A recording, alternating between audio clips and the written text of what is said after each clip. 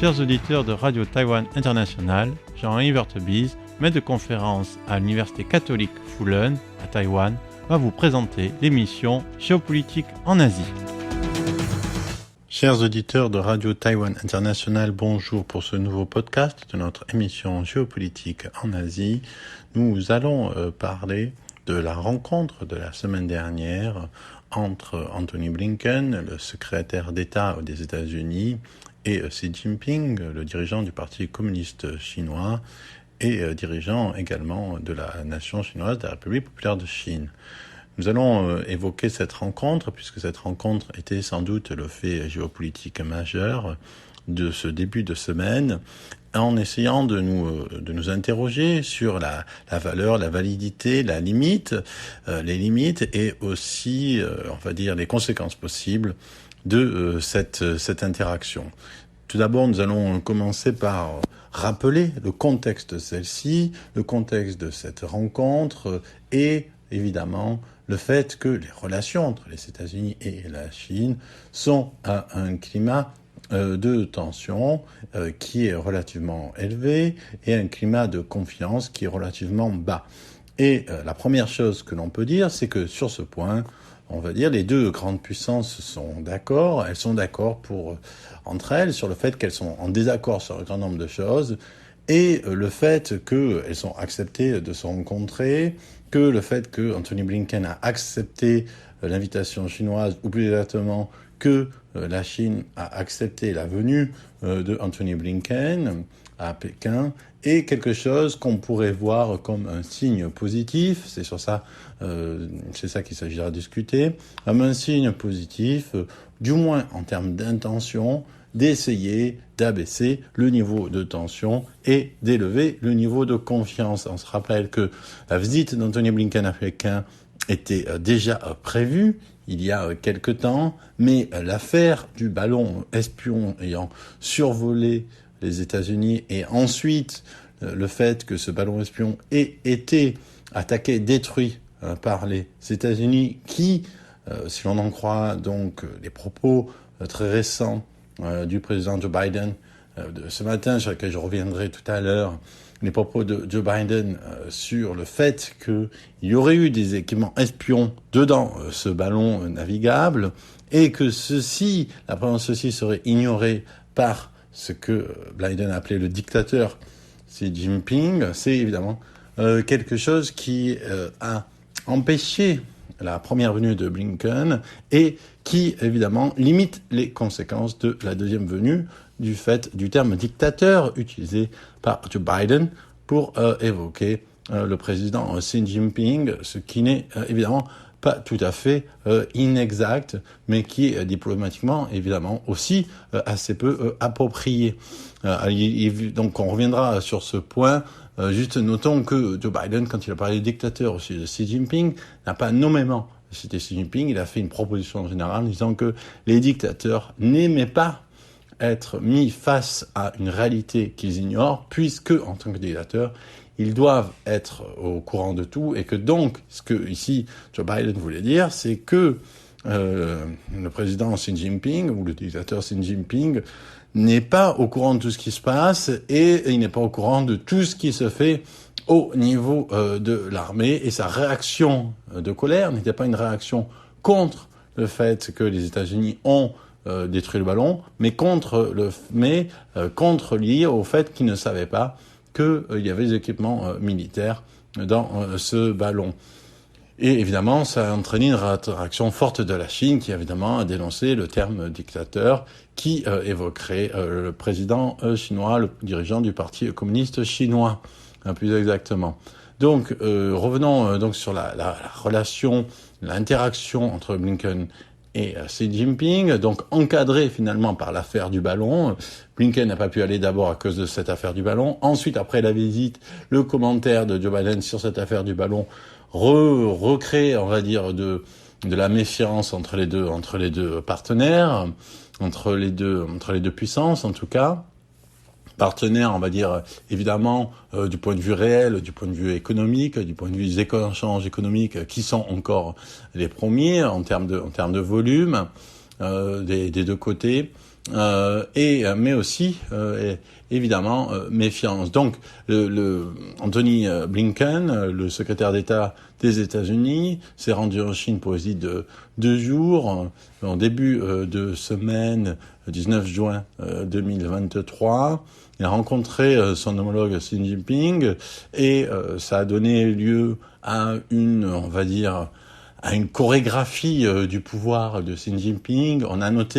Les commentateurs ont noté la disposition de la rencontre où Xi Jinping n'était pas face à face avec Anthony Blinken, mais il était au bout de la table et Anthony Blinken était sur le côté. Il s'est trouvé sur le côté et ce qui était en face de lui, c'était donc des homologues au même niveau de responsabilité. Donc on a commenté sur cette disposition disposition de la table de la rencontre. On sait que celle-ci est fameuse depuis notamment la rencontre entre Xi Jinping et Poutine d'un côté, ou Xi Jinping et les présidents européens, notamment Emmanuel Macron de l'autre, où Emmanuel Macron a eu droit à une très très longue table. Il était lui de l'autre côté, alors que avec le président de Biélorussie ou Xi Jinping, c'était une petite table où ils étaient très proches l'un de l'autre. Donc c'est ce qu'on pourrait appeler la diplomatie de la taille de la table, si l'on peut dire.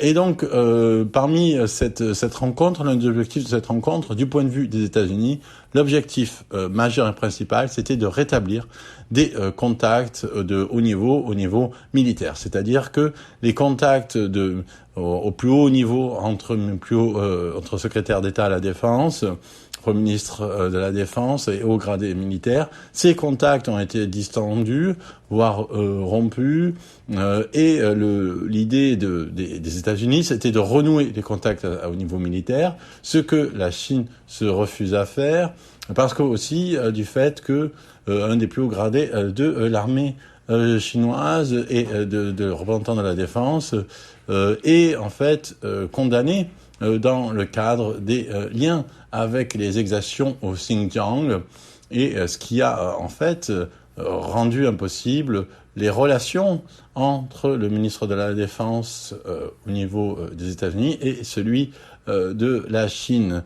Et surtout, la volonté de renouer les contacts au niveau militaire, c'est lié aux tensions en Chine du Sud et surtout, évidemment, lié à Taïwan. Taïwan étant véritablement le point principal d'achoppement, en fait, aujourd'hui, entre les deux puissances. Et donc, pendant la réunion, la Chine a réitéré sa position, on dirait de façade diplomatique. La position de la Chine au niveau diplomatique, en fait, elle est assez claire. Elle consiste à dire ça. Elle consiste à dire aux États-Unis, nous ne voulons pas contester votre suprématie au niveau global. Nous voulons juste pas que vous empiétez sur nos intérêts. Évidemment, ça pourrait, on va dire, sonner comme quelque chose de très équilibré. On conteste pas votre suprématie globale, mais d'un autre côté, on vous demande de ne pas empiéter sur nos propres intérêts. Ça pourrait sonner comme une manifestation, déclaration de coexistence pacifique, sauf qu'en réalité, les deux sont un peu contradictoires, puisque les intérêts et les ambitions de la Chine, s'ils étaient achevés par la même, d'une certaine manière, menaceraient, et même, voire détruiraient l'hégémonie américaine. Et notamment, un des points en fait les plus contentieux, c'est Taïwan. Et Taïwan, c'est finalement l'exemple type. C'est-à-dire que ici, ce que la Chine dit aux États-Unis, c'est laissez-nous prendre Taïwan par la force, si on le veut, laissez-nous prendre Taïwan, arrêtez de soutenir Taïwan militairement, et on ne contestera pas votre suprématie au niveau international, au niveau du dollar, etc. Or, ou au niveau technologique.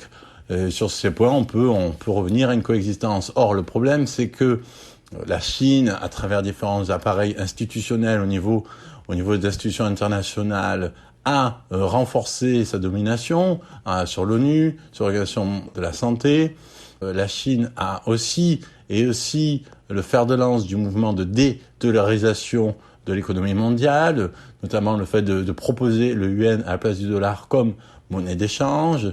Et donc, ici, il semble difficile de penser que la Chine ne veut pas contester la suprématie américaine. Plus encore, si jamais, comme la Chine demande finalement aux États-Unis, laissez-nous prendre Taïwan et on ne cherchera pas à devenir la première puissance mondiale, là aussi le problème c'est que le fait même de la prise de Taïwan pourrait en lui-même, dans un grand nombre dans une large mesure, mettre fin à la puissance américaine, puisque en prenant Taïwan, la Chine prend le secteur numéro 1 de semi-conducteurs au monde, elle acquiert une puissance technologique majeure, alors même que les États-Unis font tout pour contenir l'avancée technologique de la Chine dans ce domaine précis-là.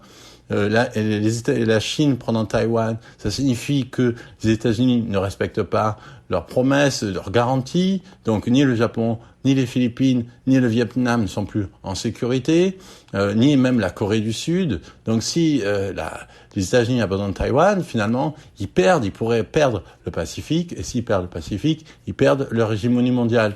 Donc dire aux États-Unis, laissez-nous prendre Taïwan et on ne menace pas vos intérêts au niveau mondial, en fait, c'est un peu contradictoire. D'où, évidemment, le problème qu'il y a aujourd'hui.